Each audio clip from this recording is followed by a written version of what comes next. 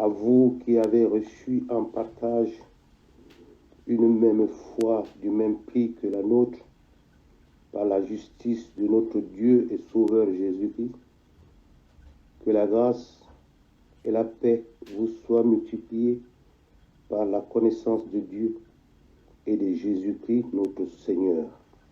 Amen. Pour ce matin, je veux attirer notre attention pour qu'on puisse faire une sorte d'exhortation dans l'Ancien Testament, dans le livre d'Ecclésiaste. Nous allons lire les 10 premiers versets du premier chapitre, où il est écrit: Vanité de vanité, dit Ecclésiaste, vanité de vanité, tout est vanité. Quel avantage revient-il à l'homme de toute la peine qu'il se donne sous le soleil?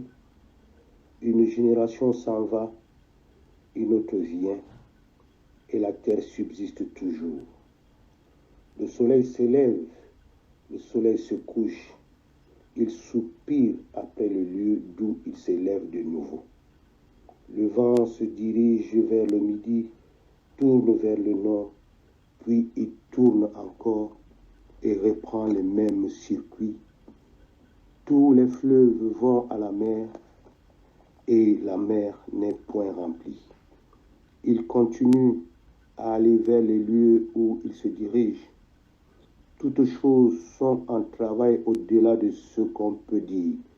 L'œil ne se rassasie point de voir et l'oreille ne se lasse pas d'entendre. Ce qui a été, c'est ce qui sera, et ce qui s'est fait, c'est ce qui se fera. Il n'y a rien de nouveau sous le soleil. Amen. Bien-aimés, si ce texte a attiré mon attention, c'est parce que je voudrais tout simplement vous en parler et partager avec vous ce matin. Le livre d'Ecclésiaste décline ce qu'il y a de plus profond dans la mélancolie et le mal de vivre. Rien ne sert à rien. Ne pas savoir pourquoi l'on vit, c'est le sentiment de l'absurde. Quand bien même on aurait tout pour être heureux. Vanité de vanité, tout est vanité, tout est vain, inutile, absurde, même le bonheur. Tout est vanité signifie que tout ressemble à une bulle de savon. Tout est vanité signifie que c'est une sorte de feu de paille, une vapeur vaporeuse. Tout est passager, tout disparaît, tout s'évapore, le bonheur comme le malheur. Bien-aimés, nous allons noter cette expression, tout est vanité, à quelque chose d'évangélique. L'ouvrier de la 11e heure et celui de la première heure recevront le même salaire. Vanité du travail, vanité des efforts, vanité de la bonne volonté, le bonheur, le malheur et aussi la grâce atteignent de la même manière ceux qui font des efforts et ceux qui n'en font pas, et ceux qui sont pécheurs comme ceux qui sont saints.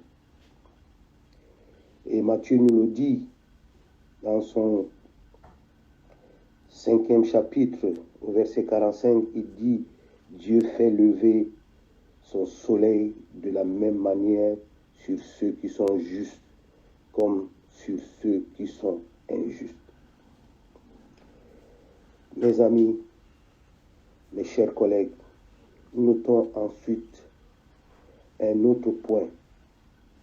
S'il est vrai que le vanité des vanités c'est le refrain du livre. On y trouve également très fréquemment l'expression « sous le soleil ». Oui, sous le soleil. Et cette expression revient 29 fois. Vanité des vanités, et tout est vanité, mais sous le soleil. Sous le soleil, c'est l'éternité faite, chaleur et lumière. L'Ecclésiaste nous conduit insensiblement du vanité des vanités, tout est vanité, sous le soleil, tout est vanité. Il prend au sérieux le sentiment de la vanité et il ne l'escamote pas, bien au contraire, il prend appui sur lui pour faire découvrir la dimension du soleil et de la transcendance. Comment se fait cette évolution? Celui qui dit vanité des vanités découvre qu'il y a aussi une forme de vanité du sentiment de la vanité. Tout est vain, y compris le sentiment de la vanité. Celui qui dit tout est vanité est lui-même pris à son propre piège et découvre que sous le soleil, il y a une vanité de tout, y compris de la vanité. Dire sous le soleil, tout est vanité, c'est une autre manière de dire tout est vanité, mais c'est aussi une manière autre. C'est par référence à ce soleil que l'Ecclésiaste dit tout est vanité. C'est la référence au soleil éternel et somptueux qui conduit à un sentiment de petitesse, de relativité et de la fugacité de toute chose.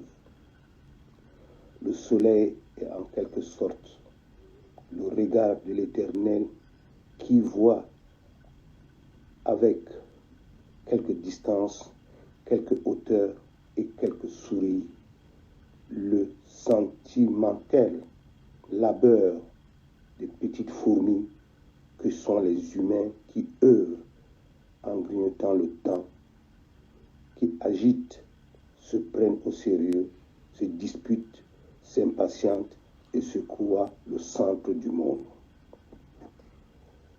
Peuple de Dieu, et en cette période, qui est une période de vacances pour nous, il nous faut réfléchir sur le sens des biens matériels. Ces biens matériels sont nécessaires pour assurer notre quotidien. Mais le plus important est ailleurs. On se donne beaucoup de peine pour accumuler des richesses. On fait preuve d'ingéniosité. On s'impose des fatigues qui ruinent la santé. L'éducation de nos enfants, le confort matériel, c'est bien. Mais si notre vie n'est pas remplie d'amour, il manque l'essentiel. Ce qui fait la valeur d'une vie, c'est notre amour de tous. Notre amour de tous. Notre amour de tous les jours pour ceux qui nous entourent. Et nous deviendrons riches en ouvrant nos mains et nos cœurs. Bien-aimés, si l'apôtre Paul nous invite précisément à faire mourir tout ce qui n'appartient qu'à la terre, en particulier cette soif de posséder. Si nous voulons trouver le Christ, nous devons rechercher les réalités d'en haut. Ces réalités s'appellent la justice, l'amour, la charité. Comprenons bien. Au jour de notre baptême, nous avons été plongés dans cet océan d'amour qui est en Dieu, le Père, qui est en Dieu le Fils et qui est en Dieu le Saint-Esprit. Avec lui, Plus rien ne peut être comme avant. C'est une vie entièrement renouvelée qui s'ouvre devant nous. Pour Paul, l'homme accompli, c'est Jésus-Christ. C'est vers lui que nous devons orienter notre existence. Amen.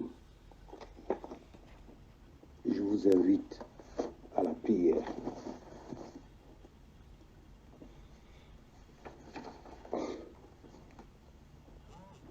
Notre Dieu et notre Père en Jésus-Christ, nous te sommes infiniment reconnaissants de nous réunir dans l'intimité de ta présence. Ô Seigneur éternel, une nouvelle journée d'adoration pour ta bonté nous est accordée.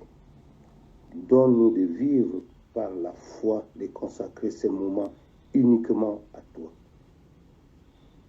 Oh, quel moment, Jésus, devant ta gloire, quand tu répands sur ton peuple les dons salutaires, que rien ne double le silence, le calme et la joie que tu nous procures par ta divine présence.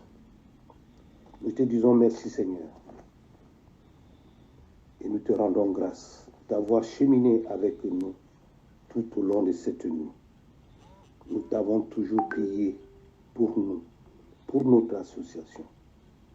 Et ce matin, nous venons te présenter les doléances de tous nos frères chrétiens dans le monde. Ton esprit de vie nous a vivifiés. Nous avons été édifiés par ta parole sainte. Et tu n'as pas manqué d'accomplir les promesses en guérissant certains d'entre nous, en délivrant d'autres et en accordant ta grâce à tous. Oui, Seigneur, merci. Ta main qui est sûre nous a conduits à affronter les difficultés de la vie. Que tes œuvres sont merveilleuses, ô Éternel. Reçois notre action de grâce pour ton assistance sans faille. Fortifie notre foi, Seigneur, afin que nous continuions à te suivre et à te servir sans relâche et à ne compter que sur toi et sur toi seul. Que cette journée soit pour nous une journée bénéfique pour nous, tous tes enfants dans le monde, mais surtout pour tes enfants de la Pascale. Amen.